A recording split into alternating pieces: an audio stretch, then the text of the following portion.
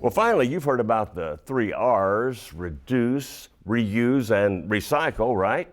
Well, Susan Watson met a guy in Franklin who's come up with a 4th R, reinvent, thanks to his ability to bring new life to a pile of old metal. The sprawling complex of brick buildings was built for the Allen Manufacturing Company in 1929. Dortch Stove Company, Magic Chef, and Jameson Bedding Company successively occupied the site. When the buildings were vacated in 1991, there was talk of their demolition. But Franklin businessman Calvin Lehue saw something special here. He renovated and repurposed the factory into a popular dining, retail, and entertainment center. He also saw something special in the talents of Kris Nethercut. Now, Calvin asked him to build the signature water towers that sit throughout the building, but he also had in mind a special project for Kris, one that would take on a life of its own. I am a journeyman machinist as well as a certified welder. Machinists run lathes and milling machines, and it's real precise, down to within thousandths of an inch.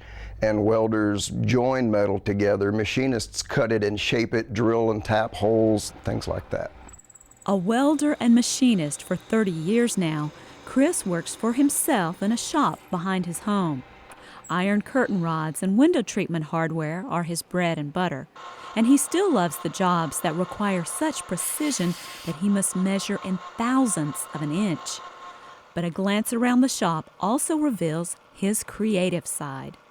I like to do original artwork. Since I was a boy, I always liked to make things, work with my hands.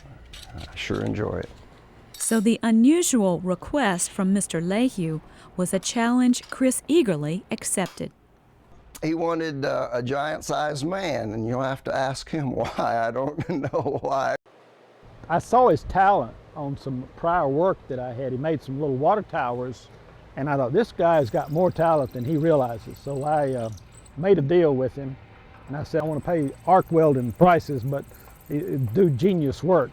The only instructions were to make a giant factory worker between 15 and 18 feet tall, using scrap metal left behind when the factory had closed. Kris got to work right away using a process he calls Metal Morphosis. I invented a word. That's what I am. I'm a metal morphosist. I take metal, I turn rust into gold. You know, it used to have one shape, and I give it another shape and another use, and it's recycled, and I have a lot of fun with it.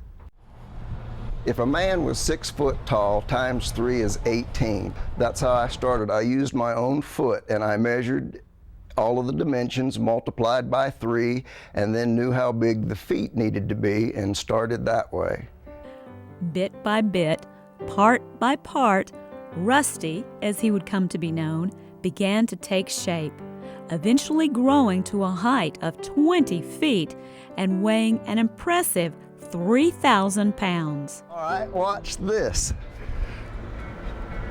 Well, he's anatomically correct, at least my interpretation of that. He's very detailed throughout in his proportions. His hands look very realistic. And then there are a lot of jokes that I threw in. I had a lot of time to think about what am I doing and why. His ailments include a wrenched ankle, if you look for it. He has knobby knees. He has water on the knee. He has a heart of gold, a cast iron stomach. Someone put a bug in his ear. It goes on and on. Kris and Rusty had time to get to know one another pretty well. Kris estimates it took him about 2,500 hours to help Rusty reinvent himself. I wasn't able to work on it full time every day, so when I had free time, that's when I did it, and it took 6 years to complete. Rusty's been here on the job site only a short time, but today Kris is upgrading his temporary painted name patch for a shiny laser-cut patch of brushed aluminum. Rusty is, since he is a factory man, he's wearing a uniform, the blue-collar uniform. He has his name patches over one pocket, chest pocket on his shirt, and the company name over the other. And that's what we're going to do today, or that's the final touch. I am impressed. This is such a great deal that Kris did. He is, yes, a genius. Rusty started out here, and these were parts that were left over from tearing out of things here. And I'm such a conservative person as far as saving things and recycling. I just couldn't see them going into a dumpster. So even things that were in the dumpster, I pulled out. Well, I think that too much is thrown away in America. We've become a fast food world and disposable society. We're used to buying things cheap, and when they break, throw them away and get another one. For Calvin Lehue and Kris Nethercut, Rusty is the embodiment of their common philosophy. He stands tall and proud as a tribute to the workers who passed through these doors for over 60 years. And as a reminder to us all that with imagination and some work, everything can be reused, recycled, or reinvented, even people.